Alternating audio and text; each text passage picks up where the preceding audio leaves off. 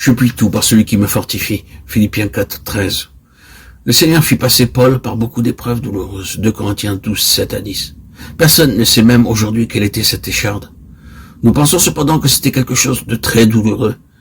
C'est pourquoi par 3 fois il supplia le Seigneur de la lui enlever.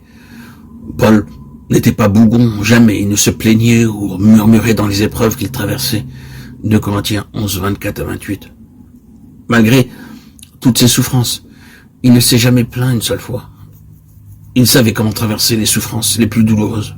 Jamais il ne dit « Oh Seigneur, ne me fais plus passer par ces souffrances. » Puis lui vint cette écharde dans la chair. Elle était si douloureuse qu'il pria 3 fois le Seigneur de la lui enlever.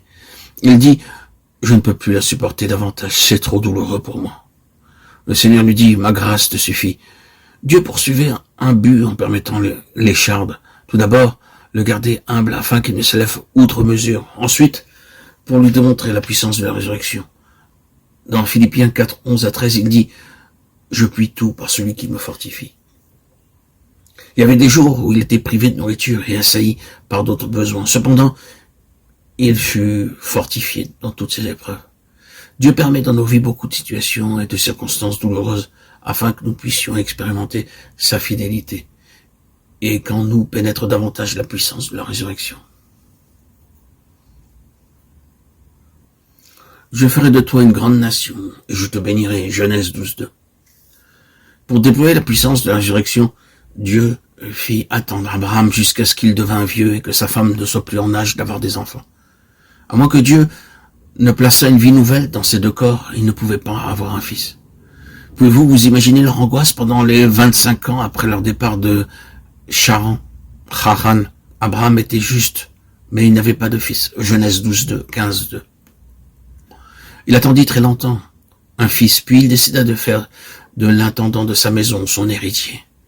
Il passa par les épreuves et la souffrance pendant plusieurs années. Des gens incrédules se moquaient de lui, disant « Tu dis que Dieu fera de toi une grande nation. Pourquoi ne t'a-t-il pas donné un fils? Si vraiment il l'avait voulu, il aurait pu déjà t'accorder un fils. » Des gens l'ont sans doute ridiculisé ainsi.